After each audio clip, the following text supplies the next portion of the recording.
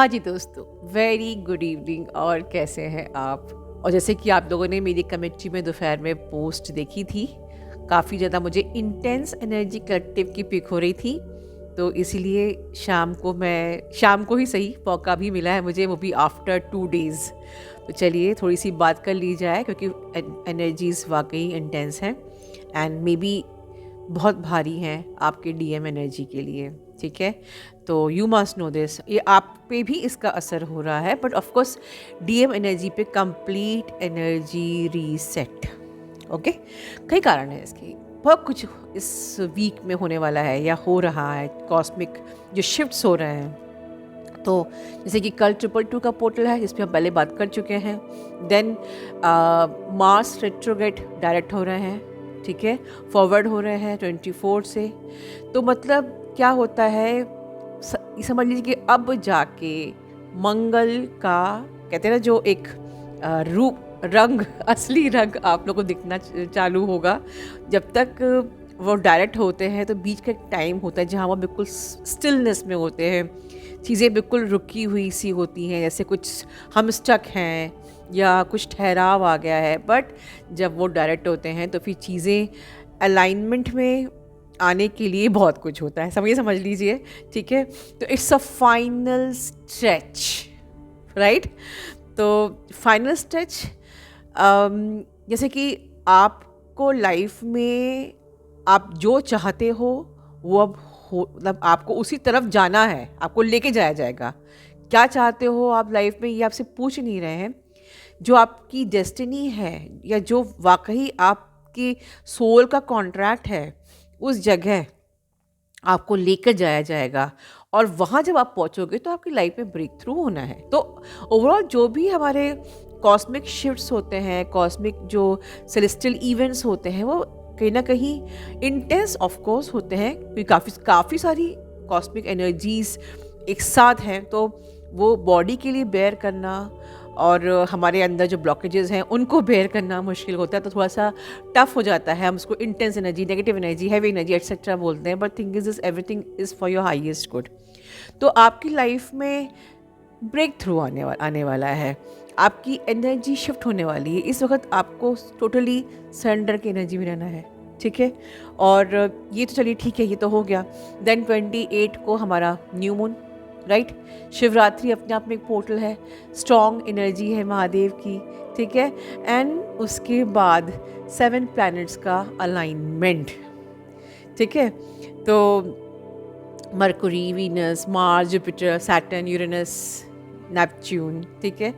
तो 28 को new moon भी, 28 को इन 7 प्लैनेट्स का अलाइनमेंट भी। तो आप सोचिए कि कॉस्मिक एनर्जी कितनी डेंस होगी। और फिर ऊपर से हम ट्विन फ्लेम्स हैं, राइट। हम लोग चक्रास, अब कॉस्मिक हमारा अलाइनमेंट हो चुका है। तो फिर की क्या है, बस ये जो अलाइनमेंट्स होते हैं प्लैनेट्स के, ये आपकी लाइफ को अलाइन करने के लिए होते हैं। तो आपको अपनी लाइफ में अलाइनमेंट लेके आना है, और उससे बढ़ के alignment in your DM and DF energy, alignment for your union, ठीक है। तो समझा जाए कि ये जो भी इंटेंस एनर्जी है, सबसे पहले समझते हैं कि डीएम एनर्जी के लिए ये इतना ज़्यादा, क्यों मैं कह रही हूँ कि भारी। डीएम एनर्जी बहुत लॉजिकल होती है, चीज़ों को एक्सेप्ट करना उनके लिए बहुत मुश्किल होता है। या हो सकता है कि कुछ भी आपके इनर वर्क के बाद आपका डीएम आपके यूनियन में आ भी गया हो, ठीक है। मैं ये सबके डीएम के लिए बात कर रही हूँ, ठीक है। ऐसा नहीं कि हम यूनियन में आ गए हैं, हमारी बातचीत होती है तो हाँ आपके डीएम को प्रॉब्लम नहीं होगी, ऐसा नहीं है, ठीक है। ये सबके डीएम की बात हो रही है ऑलमोस्ट, ठीक है। तो मतलब उन डीएम की कि जो पूरी तरीके से अवेकन नहीं हुए हैं, ठीक है। जिनके डीएम अवेकन हो चुके हैं बहुत अच्छी तरीके से, टोटली मतलब डिवाइन अपने फॉर्म में आ चुके हैं, डिवाइन अपनी डिविनिटी में आ चुके हैं। ऑफ कोर्स उनको ज़रूरत नहीं है, वो उनके लिए इतना इफेक्ट नहीं करेगा, या फिर करेगा भी तो वो न्यूट्रल एनर्जी में रहेंगे, बैलेंस रहेंगे। सो ये इफेक्ट उनको करेगा जिनके डीएम बैलेंस नहीं है, जिनके डीएम लॉजिकल है, जिनके डीएम अभी भी या तो जर्नी को एक्सेप्ट नहीं करते हैं, या एक्सेप्ट करते हैं तो इस जर्नी पे चीज़ों को अपने हिसाब से चलना चाहते हैं। बहुत से डीएम कंसिडर भी करते हैं, कन्फेस भी करते हैं कि हाँ ये जर्नी है, पर फिर भी जर्नी में भी वो अपने हिसाब से मॉडिफिकेशन करना चाहते हैं रूल्स एंड रेगुलेशंस को। ठीक है कि ठीक है जर्नी है पर मुझे अपने आप पे काम नहीं करना है, ठीक है जर्नी है पर मुझे अपने ईगो पे काम नहीं करना है, या वो डीएफ एनर्जी को फिर भी पहले की तरह ही ट्रीट करते हैं कि they are doing expectations, they are keeping expectations, they are trying to dominate the DF, they are thinking कि DF को ऐसा करना चाहिए वैसा करना चाहिए, like everything। ठीक है, ये तो उन डीएम की बात कर रही हूँ जिनको जो लोग कि ऑन ऑफ में है या फिर आप लोग की बातचीत हो रही है कि आपके डीएम आपसे एक्सपेक्टेशंस रखते हैं, आपके डीएम आपको अपने हिसाब से चाहते हैं कि आप उनके हिसाब से चलो या जो कुछ भी है वो चाहते हैं।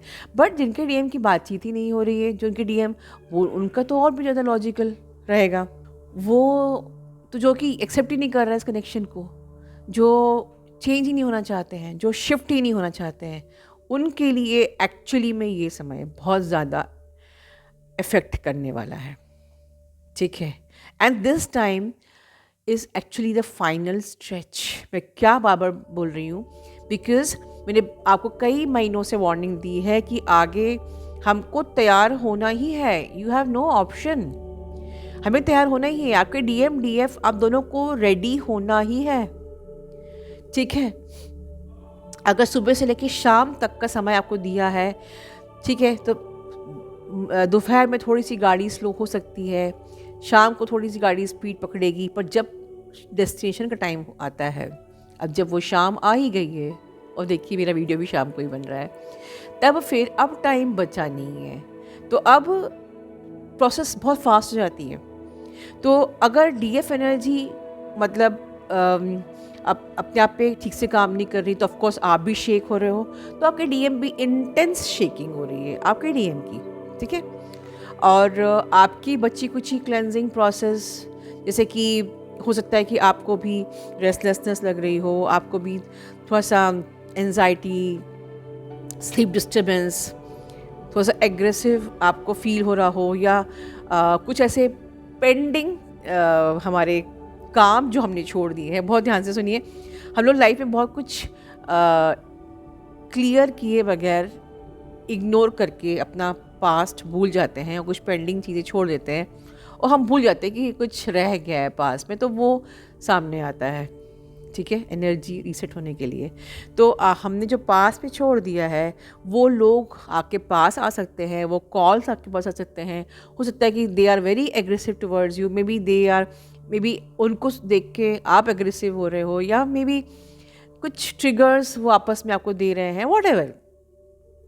ठीक है, इसके अलावा आपको रेस्टलेसनेस, थकान, लेथार्जिकनेस, ऑल दिस जो एक प्रॉब्लम्स अक्सर होती ही है पोर्टल में, whenever the cleansing process is happening, तो हमारे बॉडी में लेथार्जिकनेस, बॉडी पेन, एवरीथिंग जो होता है पोर्टल्स में, वो तो खैर सिमिलर वैसे ही रहेगा।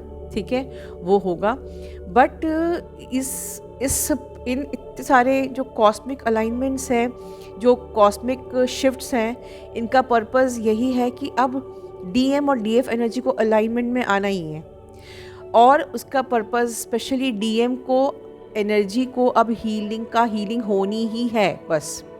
अगर डीएम का ईगो नहीं जा रहा है तो वो कंप्लीट ईगो जाना ही है।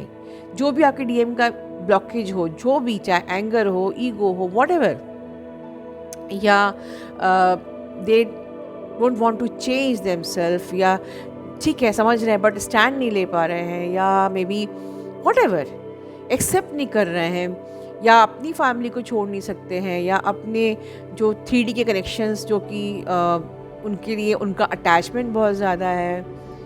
ठीक है, समटाइम्स होता है कि उनके अपनी स्पाउस के संग अटैचमेंट होता है, वो आपको प्यार तो करते हैं, बट उनका अटैचमेंट अपनी स्पाउस के संग भी होता है, और when it is time to release their spouse and their family members, or they are not ready to release because of the attachment। तो मेरी पिछली चैनलिंग यही थी कि अब ट्रिगर आया है अटैचमेंट के ऊपर, और बहुत लोगों ने सेशन में, मुझे आज भी कम से कम 3 लोगों ने सेशन में कंफर्म किया है कि उनका ट्रिगर आया है अटैचमेंट के ऊपर। तो मैंने पिछली चैनलिंग में कहा था आपसे कि डीएम का ट्रिगर मिल सकता है, अटैचमेंट पे आपको आ सकता है, और सिमिलरली अब डीएम के ऊपर ट्रिगर हो सकता है। तो इन शॉर्ट कुछ हम ऐसा समझते हैं कि एग्जैक्टली क्या हो रहा है, बहुत आसान शब्दों में।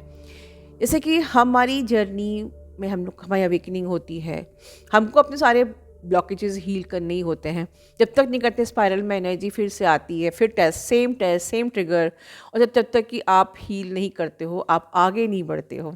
ठीक है, तो और जिस टाइम पे हमारी हीलिंग हो रही होती है वो टाइम हमारा कैसा होता है, बिल्कुल मेस वाला। मैंने बहुत पहले 1920 में एक वीडियो में कहा था कि जैसे एक नई सड़क बन रही होती है तो सब पूरा खुदा हुआ रहता है, मिट्टी भी है, पत्थर भी है, सब कुछ है वहाँ पर। तो इस प्रकार से कंप्लीट मैस रहा होता है, और उसके बाद जब रोड बन के तैयार होती है तो it's such a beautiful road like this. तो आपके डीएम एनर्जी इस वक्त उसी रीबर्थ प्रोसेस बोल लो, या जो फाइनल उनकी जो चीज़ें जो अब तक वो हील नहीं कर पाए या हील नहीं कर रहे हैं या स्टबर्न हो रहे हैं, ज़िद्दी हो रहे हैं, नहीं हील कर रहे हैं, तो वो सारा मैस उनकी लाइफ में हो रहा है, जहाँ पर कि उनको कोई ऑप्शन नहीं दिया जा रहा है कि आपको कोई एक्सक्यूज़ मिल सके। इस वक्त इन शॉर्ट डीएम और डीएफ दोनों को कंप्लीट हीलिंग करनी है। डीप क्लेंजिंग इंटेंस, इसीलिए इंटेंस एनर्जी है क्योंकि डीप क्लेंजिंग प्रोसेस चल रही है। आपको तैयार होना ही है अपने पर्पस और अपने मिशन तक पहुंचने के लिए। ठीक है, so that is the reason कि हम लोग को इतना, आप लोग जो कलेक्टिव में हैं, बहुत ज़्यादा intense energy, heavy energy feel हो रही है। ठीक है, और दैट्स इट, इतना ही मुझे आप लोग के लिए रिसीव हुआ था। तो आप लोग अच्छे से इनर वर्क कीजिए। अगर आपको ऐसा लग रहा है कि बहुत एनर्जी हो रही है, हम नहीं इनर वर्क कर पाए, तो एटलीस्ट सब्लिमिनल मेडिटेशन जरूर कीजिए। बाकी लिसन योर बॉडी, आपको रेस्ट करना है, रेस्ट कीजिए। न्यूट्रिशन का ध्यान रखिए खाने पे। Work on your addiction. Just simply trust the process कि जो भी हो रहा है वो आपके हाईएस्ट गुड के लिए हो रहा है। एक्सेप्ट कीजिए कि हाँ मुझे कुछ हो रहा है, I am feeling some sensations, उसको एक्सेप्ट कीजिए। ठीक है, देन उसको जर्नल कीजिए क्या हो रहा है, एंड देन उसको रिलीज़ कीजिए। राइट, इनर वर्क ज़रूर कीजिए, अजपा जाप कीजिए अपने पूरे ऑरा में। ऑरा क्लियरिंग सब जैसे आप लोग जानते ही हो, मैं 19 से कितने वीडियो में बोल चुकी हूँ, तो कोई नई बात नहीं है। ग्राउंडिंग कीजिए, ऑरा क्लियरिंग कीजिए, सारे इनर वर्क जो आपको इस वक्त लगता है कि मुझे सप्रेस इमोशंस रिलीज़ हो रहे हैं, सप्रेस इमोशंस रिवायरिंग कीजिए, सबकॉन्शियस हीलिंग कीजिए, सप्रेस इमोशंस का हमारा सब्लिमिनल है वो कीजिए। और ये टाइम क्योंकि यूनियन का भी है, तो आप जो सुपर एडवांस के सारे जो कोर्सेज हैं, magical union, magical manifestation, magical prayer, सब आप कर सकते हैं। तो and it's all very beautiful meditation जिसपे कि एक्चुअली हीलिंग ही मिलती है। You feel like both of you are together this moment. ठीक है, सो नथिंग टू वरी।